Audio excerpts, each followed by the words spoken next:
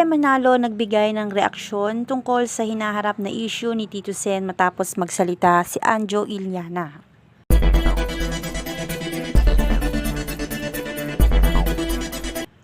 Sa gitna ng lumalakas na usap-usapan at isyong ipinupukol umano kay Tito Sen, tahimik lamang nananatili si Jose Manalo sa mga unang araw ng kontrobersiya.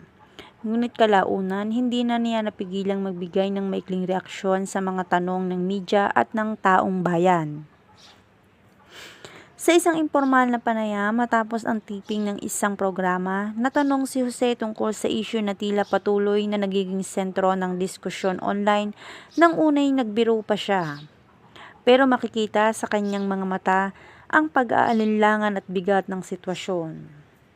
Alam nyo, sa panahon ngayon, ang bilis ng mga taong manghusga, ang bilis gumawa ng kwento, ani ni Jose. Bakas ang pag-iingat sa bawat salita. Ako, matagal ko nang nakatrabaho si Tito Sen, marami na kaming napagdaanan. Ang masasabi ko lang, kilala ko siyang tao at sa lahat ng pagkakataon, naging mabuti siya sa amin. Sandaling tumigil si Jose, huminga ng malalim at nagpakatotoo sa nararamdaman. Hindi ako nandito para manghusga o para protektahan ang kung sino man. Pero ang paniniwala ko, bago tayo magbitaw ng salita laban sa kapwa, siguraduhin muna natin na totoo ang naririnig natin.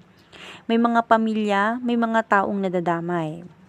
Hindi rin niya maiwasang ipahayag ang bigat ng dala ng mga kontrobersyang tulad nito sa mga taong malapit sa kanya. Masakit yan, lalo na sa mga taong nagmamahal.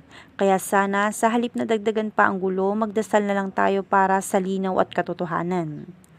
Pagkatapos nitong magalang siyang nagpaalam at umiwas sa karagdagang tanong, tanda ng kanyang pagnanais na mapanatili ang respeto at katahimikan sa gitna ng usapin tungkol kay Tito Sen. Sa huli, malinaw ang nais iparating ni Jose Manalo, ang suporta, respeto at paghihintay sa tamang proseso imbis na manghusga agad.